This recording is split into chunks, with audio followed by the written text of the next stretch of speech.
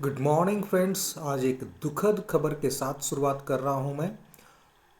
बोगाज़कोई से महज 12 किलोमीटर दूर तुर्की में आज एक प्रातःकाल बड़ा भूकंप आया है, जिसकी रिक्टर पैमाने पर तीव्रता 7.8 मापी गई है। याद रखिएगा 7.4 के का भूकंप आया था 1999 में इसी तुर्की में, जिसमें 17,000 लोग मारे गए थे। तो निश्चित तौर पर 7.8 बहुत शक्तिशाली भूकंप होता है और निश्चित तौर पर यह एक दुखद खबर है पूरे विश्व के लिए। खासकर मैंने पहले ही बताया कि बोगाज़कोई से जस्ट 12 किलोमीटर की दूरी पर। अब बोगाज़कोई क्या है याद रखिएगा, तो इंद्र मित्र वरुण का पहली बार इंस्क्रिप्शन में उल्लेख करने वाला ये देश है। पहला ऐसा देश, या कह लीजिए विश्व का पहला शिलालेख जो हमें बोगाज़कोई से प्राप्त होता है। बोगाज़कोई के शिलालेख में हित्तियों ने लिखा है इंद्र मित्र वरुण और नासत्य, नासत्य यानी कि अश्विनी देव के बारे में। अब यहाँ पर याद रखिएगा ये पहला इस प्रकार का इंस्क्रिप्शन पूरे विश्व में मिला था। इसी के ऊपर आर्यों के भारत आगमन के सिद्धांत को गढ़ा गया। तो यहाँ पर याद रखिएगा ये दुखद खबर के साथ मैं आज की शुरुआत कर रहा हूँ। अब आइए थोड़ा सा बोगाज़कोई के बारे में जान लें, क्योंकि अभी बहुत ज़्यादा जानकारी तुर्की से नहीं आई है कि कितनी जान माल की क्षति हुई है, लेकिन निश्चित तौर पर एक बड़ी क्षति होगी इसकी संभावना व्यक्त की जा रही है, क्योंकि रिक्टर पैमाने पर भूकंप की तीव्रता काफ़ी ज़्यादा है। बोगाज़कोई है क्या याद रखिएगा, महज 12 किलोमीटर की दूरी है यहाँ पर बोगाज़कोई और नूरदा। नूरदा वो जगह है जहाँ पर इस भूकंप का एपी सेंटर रहा था। तो नूरदा से ये पूरी की पूरी खबर आई है। अब यहाँ पर याद रखिएगा बोगाज़कोई में 1398 ईस्वी पूर्व का एक शिलालेख मिला था। अब यहाँ पर याद रखिएगा, यहाँ पर दो राजाओं के बीच संधि थी। इस संधि में इंद्र मित्र वरुण और नासत्य को हाजिर नाजिर मानकर यह संधि की गई थी। अब आप समझ सकते हैं कि आर्यों के सबसे प्राचीन देवता के देश से ये कितनी बुरी खबर आ रही है सवेरे सवेरे आज। तो निश्चित तौर पर ये एक प्रकार से कह लीजिए मानवीय त्रासदी है। खैर चलिए, अभी वर्तमान क्या जियोपॉलिटिकल सिचुएशन है ये तो अलग बात है, लेकिन इसी बोगाज़कोई के इंस्क्रिप्शन के ऊपर आर्यों के भारत आगमन के सिद्धांत को गढ़ा अंग्रेजों ने। तो यहाँ पर याद रखिएगा, अब हालांकि ऐसा कहीं कुछ नहीं है कि बोगाज़कोई से कोई फुटप्रिंट मिल गए थे भारत की ओर लोगों के आने के, ऐसा कुछ नहीं है। यहाँ पर सीधा सा है कि भारत की संस्कृति की पहचान या भारतीय संस्कृति का प्रचार प्रसार तुर्की तक था।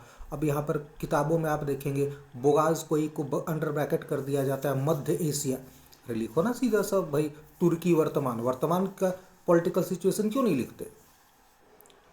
मध्य एशिया है, नो डाउट है, लेकिन तुर्की भी तो है। अब कह दीजिए कि तुर्की मध्य एशिया से बाहर है तो अलग बात हो जाएगी फिर आपकी। तो यहाँ पर याद रखिएगा ये एक बड़ी खबर आई है। तो यहाँ पर समझ लीजिए इस बोगाज़कोई स्क्रिप्ट का पूरा योगदान क्या है।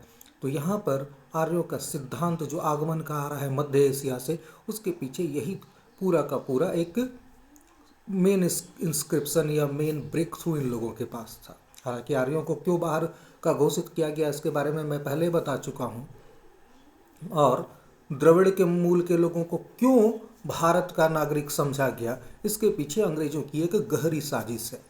याद रखिएगा, जो जाति या जो प्रजाति या जो वर्ग अंग्रेजों के विरुद्ध खड़ा होता था उसे बाहरी करार दे दिया जाता था, ताकि ये कहा जा सके कि भाई ये तो बाहर से आया था तो हम भी बाहर से आए हैं।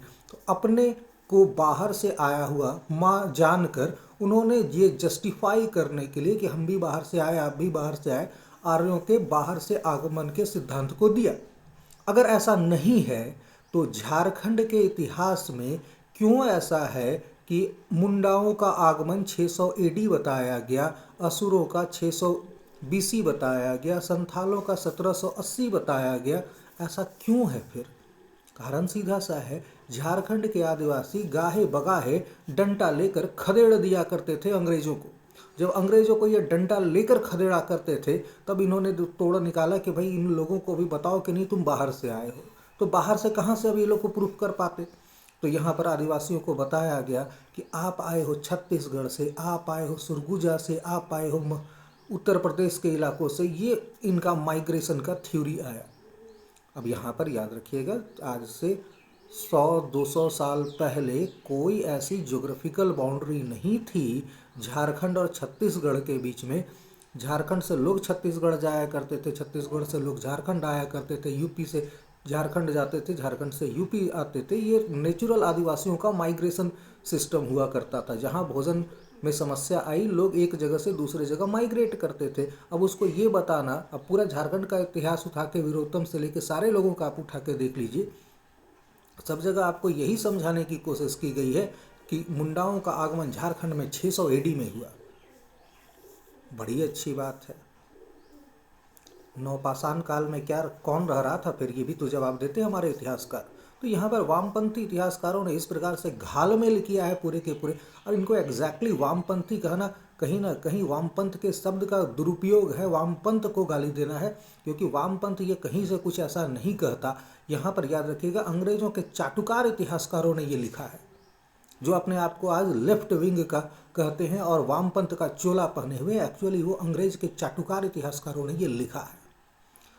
तो मेरे ख्याल से ये जानकारी आपको पसंद आई होगी। तो 1398 का पहला शिलालेख, जिसमें पहली बार इंद्र, मित्र, वरुण और नासत्य का लिखित रूप से उल्लेख किया गया है, आप लोगों के प्रश्न के लिए एक महत्वपूर्ण बिंदु है। चलिए अगले सुबह फिर से मिलेंगे कुछ नई इन्फॉर्मेशन के साथ। धन्यवाद।